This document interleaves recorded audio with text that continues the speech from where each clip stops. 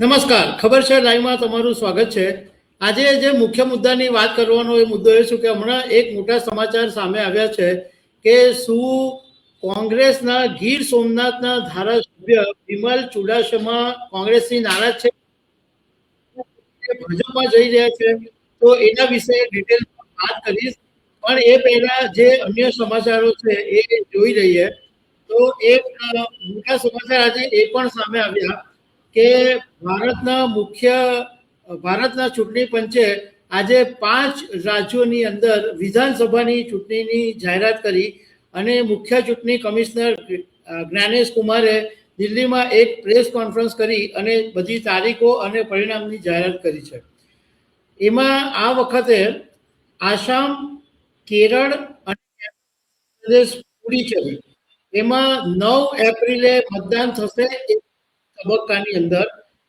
તમિલનાડુમાં 23 એપ્રિલે મતદાન થશે એ પણ એક જ તબક્કામાં, અને પશ્ચિમ બંગાળમાં 23 અને 29 એપ્રિલ એમ 2 તબક્કાની અંદર મતદાન થશે અને બધી જ વિધાનસભાની ચૂંટણીના પરિણામો 4 મે 2024ના દિવસે જાહેર થશે।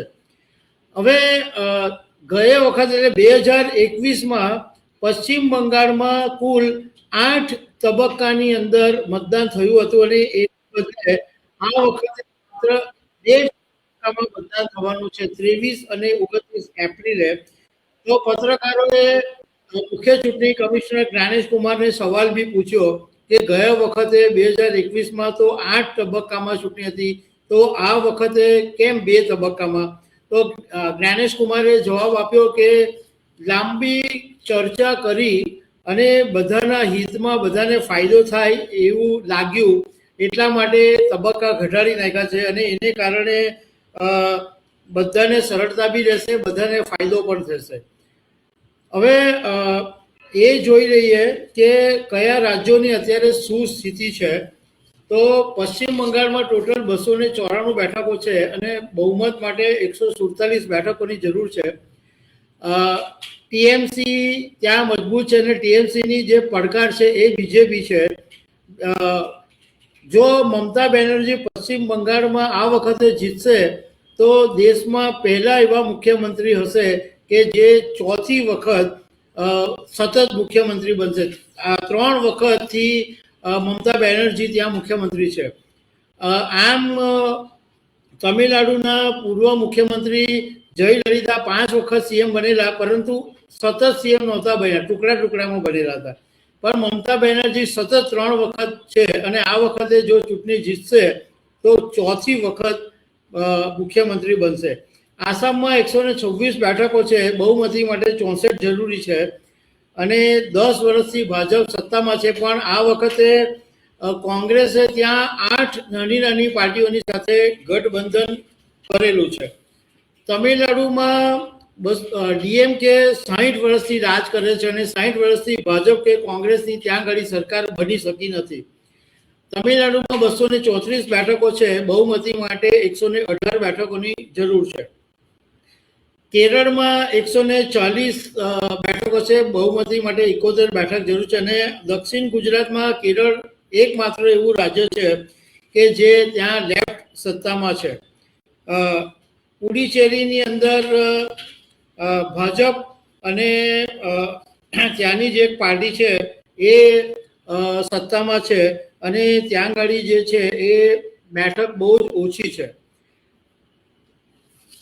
હવે આ સિવાય જે નાના મોટા સમાચારો છે એમાં અલ્પેશ વઘાસિયા કે જે નાસ્તો ફરતો હતો અને એને જે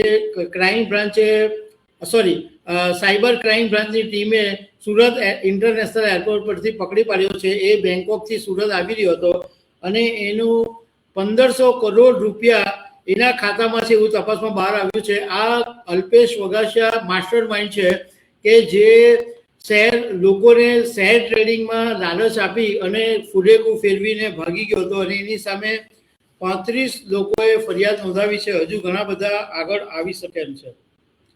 બીજો એક મોટા સમાચાર એ છે કે રાષ્ટ્રીય સ્વયંસેવક સંઘ RSSની અંદર મોટો બદલાવ આવી રહ્યો છે અને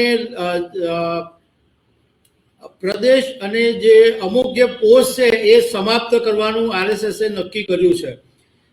રાહુલ ગાંધીએ ઉત્તર પ્રદેશમાં એક મોટો દાવ કર્યો છે. બસપાના નેતા કાંસીરામની 15 માર્ચે જન્મજયંતિ છે, પણ એ પહેલા 13 માર્ચે રાહુલ ગાંધીએ ત્યાં ગાડી એક લખનૌમાં સભા કરી અને કાંસીરામના મુંહફાટ વખાણ કર્યા છે. કારણ કે ત્યાં દલિત વોટ બેંક છે એ મજબૂત છે અને કાંસીરામે દલિત સમાજનો હાથો લઈ અને ત્યાં આગળ એટલો બધો મજબૂત એમનું વર્ચસ્વ હતું કે માયાવતી ત્યાં 4 વખત ઉત્તર પ્રદેશમાં મુખ્યમંત્રી બનેલા હતા અને કોંગ્રેસની ત્યાં એક જમાનામાં મજબૂત વોટ બેંક હતી, દલિત વોટ બેંક. તો એ દલિત વોટ બેંક કાંસીરામને કારણે કોંગ્રેસના હાથમાંથી ચાલી ગયેલી હતી. તો આ દલિત વોટ બેંક પાછી મેળવવા માટે રાહુલ ગાંધીએ આ એક દાવ યુપીમાં અજમાવ્યો છે કે કાંસીરામના મોંફાટ વખાણ કર્યા છે. હવે ગુજરાતના રાજકારણની અંદર એક જબરજસ્ત સમાચાર મોટા સામે આવ્યા કે ગીર સોમનાથના કોંગ્રેસના ધારાસભ્ય વિમલ ચુડાસમા શું પાર્ટી બદલીને ભાજપમાં જઈ રહ્યા છે? આ વાત ઊભી થવા પાછળનું એક લોજિક છે. એનું કારણ એ છે કે આજે ત્યાં આગળ ગીર સોમનાથ વેરાવળ રોડ ઉપર કોંગ્રેસના એક નવા કાર્યાલયનું ઉદ્ઘાટન હતું અને આ કાર્યાલયનું આમંત્રણ કાર્ડ પણ છાપવામાં આવ્યું હતું અને આ ગુજરાતના પ્રભારી મુકુલ વાસનિક, ગુજરાતના પ્રદેશ પ્રમુખ અમિત ચાવડા સહિતના તુષાર ચૌધરી, કોંગ્રેસના જે બધા જ મોટા મોટા નેતા હતા એ આ ગીર સોમનાથ પહોંચ્યા હતા. કારણ કે ત્યાં આગળ DK આર્કેડ નાયરા પેટ્રોલ પંપની બાજુમાં વેરાવળ જુનાગઢ બાયપાસ પાસે આ કોંગ્રેસના કાર્યાલયનું ઉદ્ઘાટન હતું અને આ આમંત્રણ પત્રિકાની અંદર ગીર સોમનાથના ધારાસભ્ય વિમલ ચુડાસમાનું પણ નામ કાર્ડમાં હતું. પરંતુ આ આટલો મોટો કાર્યક્રમ હતો, ગુજરાતના કોંગ્રેસના પ્રભારી હાજર હતા, ગુજરાતના પ્રદેશ પ્રમુખ હાજર હતા, મોટા મોટા નેતાઓ હાજર હતા અને જે જ વિસ્તારના ધારાસભ્ય સોમનાથના ધારાસભ્ય વિમલ ચુડાસમા ગેરહાજર હતા. એટલે આ વાત ઉડી અને અમને ઘણા બધા લોકોના ફોન બી આવ્યા કે ગીર સોમનાથના ધારાસભ્ય વિમલ ચુડાસમા આટલા મોટા કાર્યક્રમની અંદર ગેરહાજર રહ્યા અને ઘણા બધા લોકોએ એવો વાત પણ કરી કે વિમલ ચુડાસમા છે એ ઘણા સમયથી કોંગ્રેસથી નારાજ પણ ચાલી રહ્યા છે. જોકે આ વિમલ ચુડાસમા કોંગ્રેસના એવા ધારાસભ્ય છે જે એમના આક્રમક તેવર માટે જાણીતા છે. અધિકારીઓને ખખડાવવા કે સ્થાનિક મુદ્દાઓ પર લડત આપવી એ વિમલ ચુડાસમાનો સ્વભાવ છે અને વિમલ ચુડાસમા એ કોંગ્રેસના આમ દિગ્ગજ નેતા તરીકે જાણીતા છે. પરંતુ ઘણા બધા લોકોના ફોન આવ્યા કે એમની નારાજગી છે અને જ્યારે આટલો મોટો કાર્યક્રમમાં જો વિમલ ચુડાસમા ગેરહાજર રહે તો સવાલ ઉઠવા સ્વાભાવિક પણ છે. એટલા માટે આ સવાલ ઊભો થયો કે વિમલ ચુડાસમા આ કાર્યક્રમની અંદર હાજર કેમ નહીં રહ્યા? કારણ કે જ્યારે આટલા બધા નેતાઓ ઉદ્ઘાટનની તસવીરો સોશિયલ મીડિયા પર મૂકી રહ્યા છે અને અમિત ચાવડા બી હાજર દેખાય છે, તો મુકુલ વાસનિક પોતે કાર્યાલયનું ઉદ્ઘાટન કર્યું છે, તો વિમલ ચુડાસમાની ગેરહાજરી બધાને જ ખૂંચી રહી છે. હવે આ બાબતે અમે ગીર સોમનાથના ધારાસભ્ય વિમલ ચુડાસમાની સાથે ફોન ઉપર વાત બી કરી. તો અમે એમને પૂછ્યું કે આજના કાર્યક્રમમાં તમે ગેરહાજર હતા? તો એમણે કીધું કે હા, હું ગેરહાજર હતો કારણ કે મારી તબિયત નહોતી સારી. હું વિધાનસભામાં હાજરી આપવા માટે ગયો હતો અને ગાંધીનગરથી ગીર સોમનાથ 400 કિલોમીટર છે અને જેમાં પછી મારી તબિયત થોડી ખરાબ થઈ ગઈ હતી, એટલે આ કાર્યક્રમની અંદર હું હાજર નહોતો રહી શક્યો. એવું કન્ફર્મેશન વિમલ ચુડાસમાએ અમને ફોન ઉપર આપ્યું છે. અમે એમને એમ પૂછ્યું કે શું તમે કોંગ્રેસથી નારાજ ચાલી રહ્યો છો, એવું અમને જાણવા મળ્યું છે. તો એમણે કીધું કે કોંગ્રેસથી નારાજ થવાનો સવાલ જ નથી. એ પછી અમે એમને એ પણ સવાલ પૂછ્યો કે શું વિમલ ચુડાસમા કોંગ્રેસ છોડીને ભારતીય જનતા પાર્ટીમાં જઈ રહ્યા છે. તો એમણે કીધું કે હું એવો પાર્ટીનો નેતા છું કે કોંગ્રેસ છોડીને ભાજપમાં જવાની વાત તો સાઈડ પર રહી, પણ બીજી પાર્ટીના નેતાઓને તોડી લાવવા માટે હું સક્ષમ છું.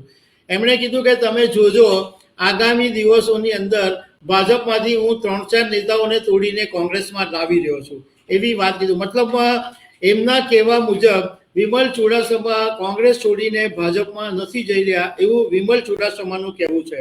હવે આગામી દિવસોમાં શું થાય છે એ ખબર